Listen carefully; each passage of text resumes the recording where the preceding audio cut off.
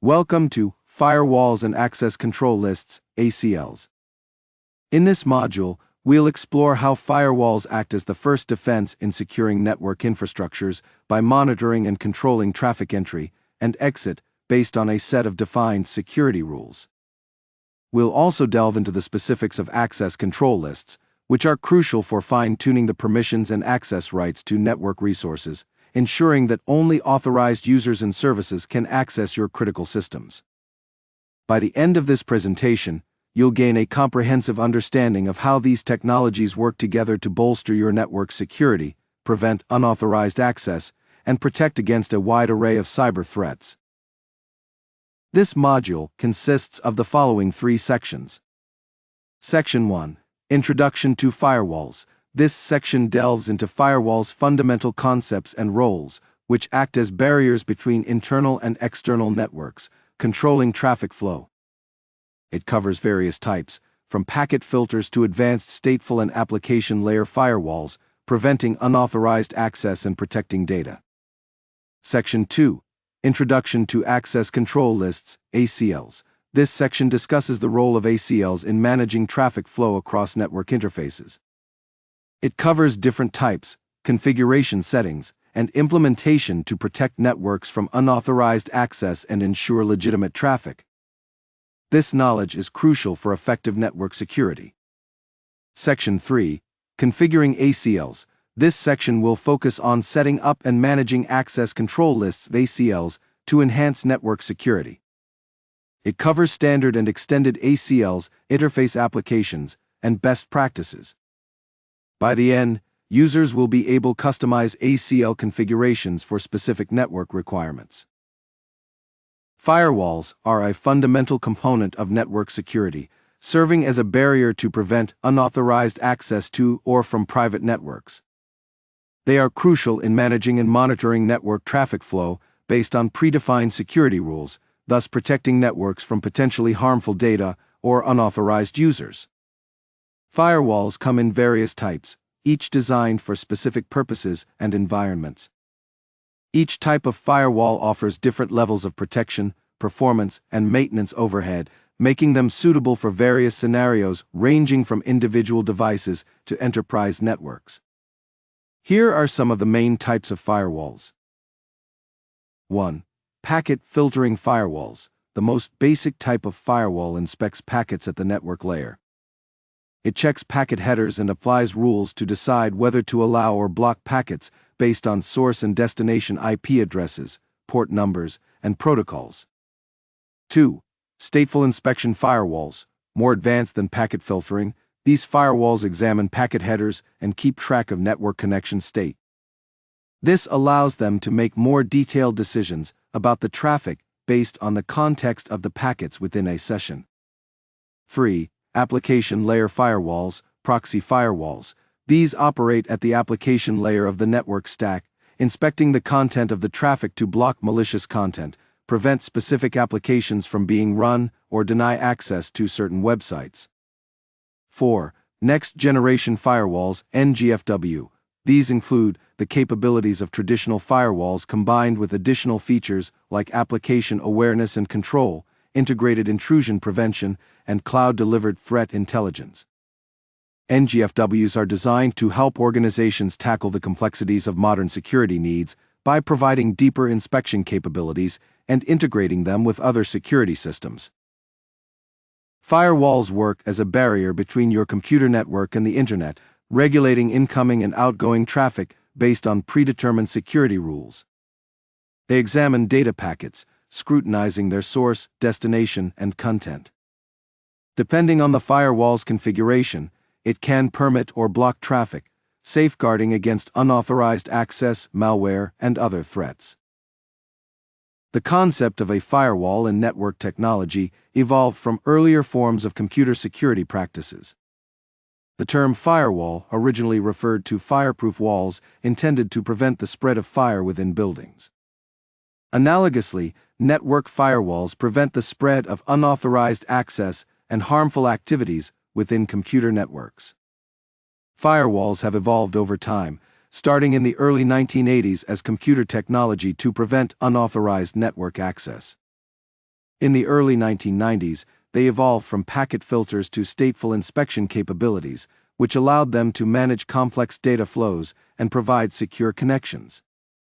In the mid-1990s, application layer firewalls emerged, enforcing granular security policies based on data content. In the early 2000s, Unified Threat Management (UTM) devices integrated traditional firewall functions with intrusion prevention and gateway antivirus. In the 2010s, next-generation firewalls (NGFW) were developed, incorporating features like deep packet inspection and advanced intrusion prevention systems. Today, firewall technology continues to evolve with cloud computing and virtual networks. The primary purpose of a firewall is to provide a checkpoint between a trusted and untrusted network, such as the Internet. By filtering incoming and outgoing traffic, firewalls prevent malicious software, attackers, and other external threats from gaining access to the network and its resources. Here are some specific functions and benefits of using a firewall. 1. Traffic control. Firewalls regulate traffic based on rules defined by the network administrator. This includes allowing or blocking specific data packets based on IP addresses, domain names, applications, protocols, and ports.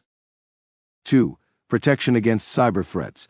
Firewalls help to protect networks from threats such as viruses, worms, malware, and other types of malicious traffic that can damage a network or system. 3. Preventing unauthorized access. By blocking certain types of traffic, firewalls prevent unauthorized access to the network resources from external users or malicious actors. 4. Logging and reporting. Firewalls can log attempts to access the network and provide detailed reports.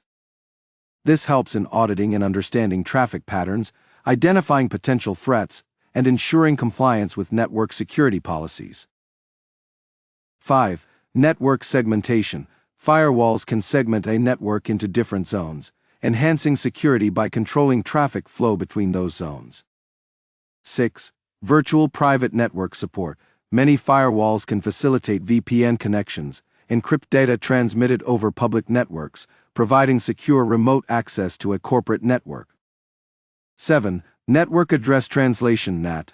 Firewalls often perform NAT, a process that remaps IP addresses from within a private network to a public address, and vice versa. This helps to hide the network's internal IP addresses from the external world, a crucial security measure that prevents potential attacks on the network. These features collectively ensure that the firewall protects against unauthorized access and enhances the overall network management, providing deep packet inspection, extensive visibility, and proactive security measures. Each feature is critical in fortifying the network against various cybersecurity threats. Deploying firewalls effectively requires careful consideration to ensure they function as an integral part of your network's security strategy. Here are key deployment considerations to keep in mind. Placement. Firewalls should be strategically placed to protect sensitive areas of the network.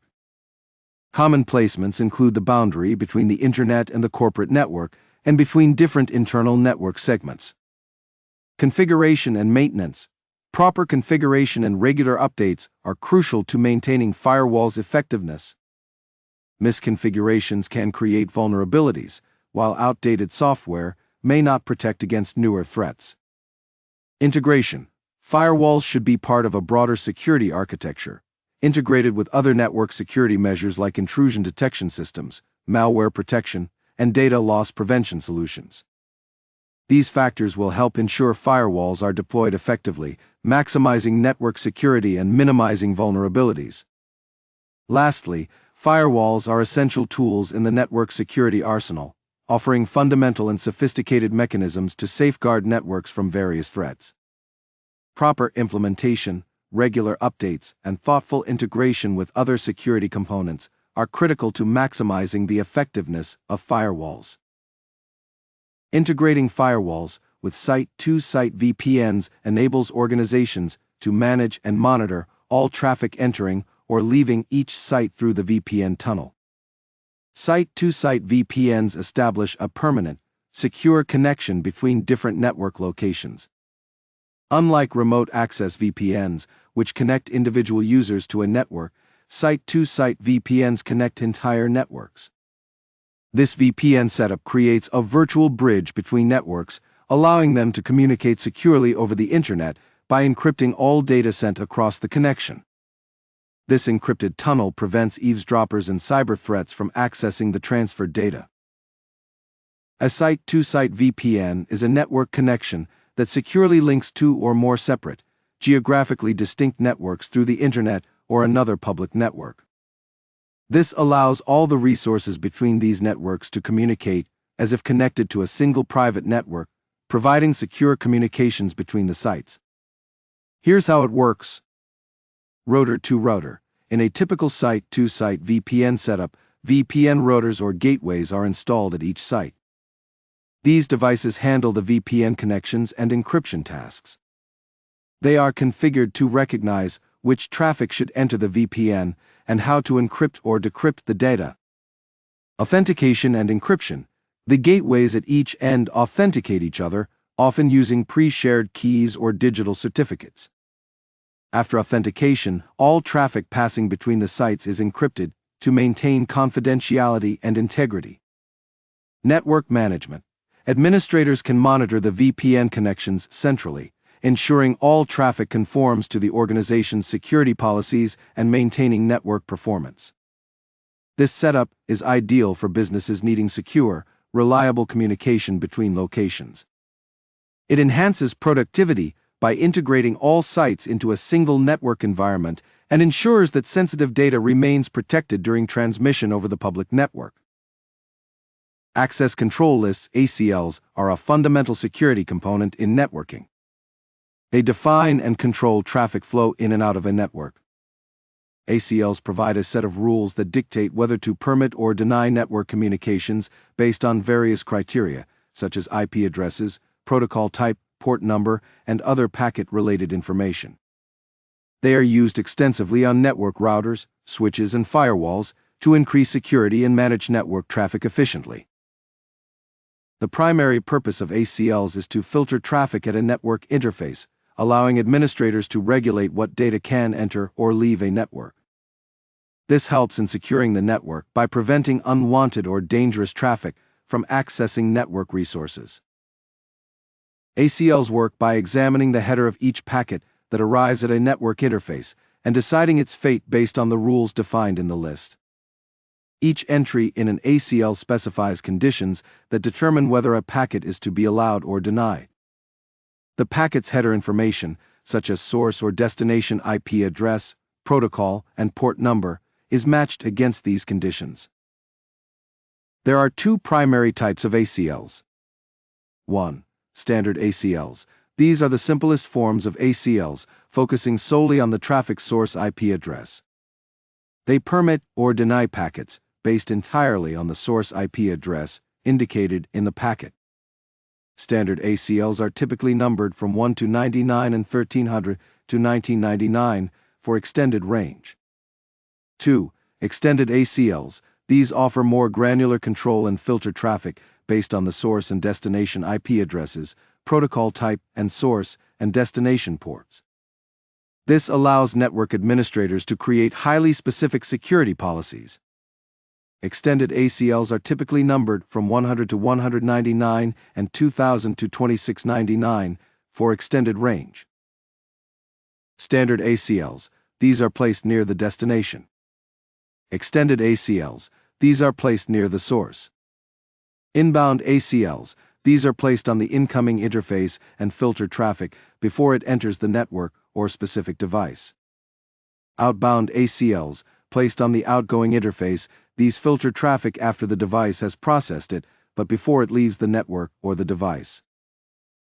Understanding the purpose of ACLs is crucial when configuring them. Whether it's about restricting access to a specific server, blocking certain types of traffic, or securing access between network segments, this knowledge forms the basis of your decision-making process. It's this understanding that will guide you in choosing between a standard or extended ACL. Standard ACLs. Purpose. Control traffic based only on source IP addresses. Extended ACLs. Purpose. Control traffic based on source and destination IP addresses, protocols, and port numbers. Best practices for configuring ACLs. 1. Place more specific rules first. Since ACLs are processed top-down until a match is found, place more specific rules above general ones to avoid unintended access. 2. Use comments. Most network devices allow comments in the ACL configuration. Use this feature to document each entry for future reference.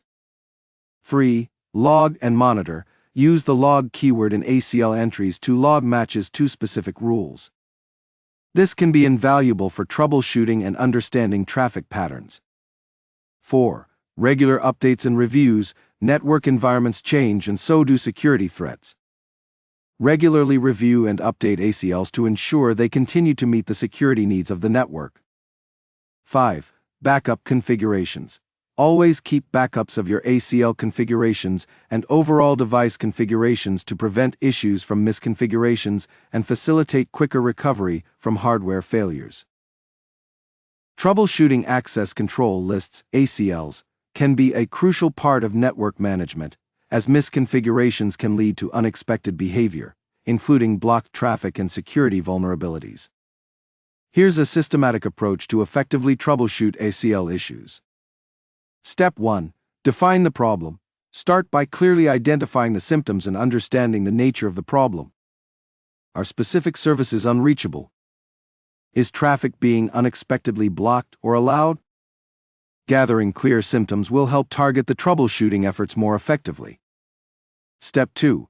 Verify ACL configuration. Review the ACLs to ensure they are correctly written and applied.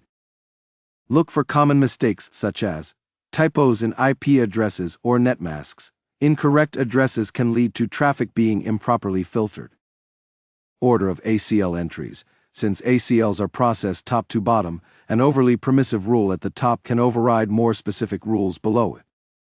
Implicit deny at the end. Remember that if traffic doesn't match any of the specified rules, it will be denied by default at the end of the ACL. Troubleshooting ACLs requires a careful, methodical approach to ensure the network remains secure while achieving the desired traffic control objectives. Regular review and testing of ACLs are essential to maintaining a secure and efficient network.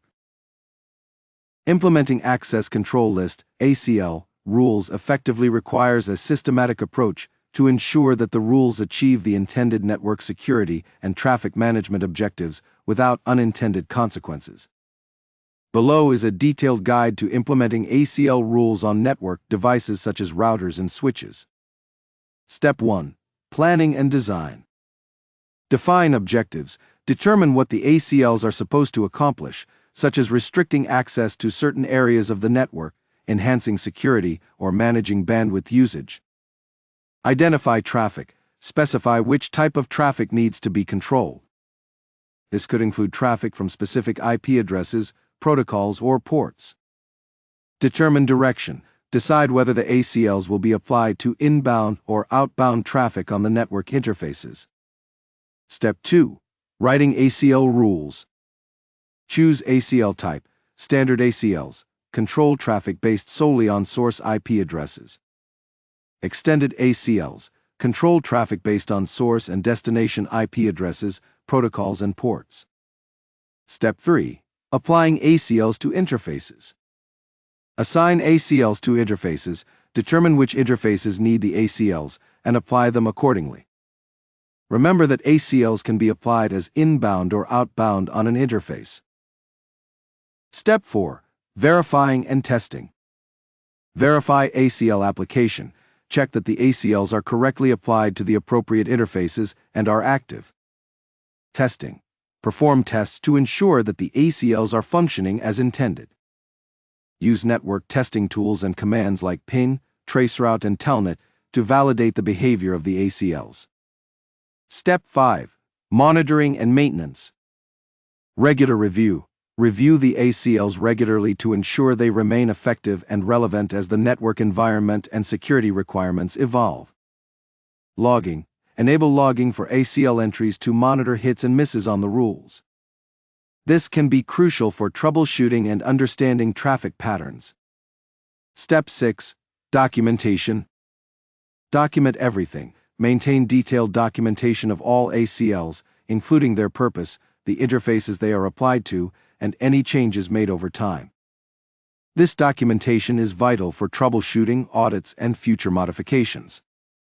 Implementing ACL rules requires careful planning, precise configuration, and ongoing management to effectively meet the network's security and operational needs.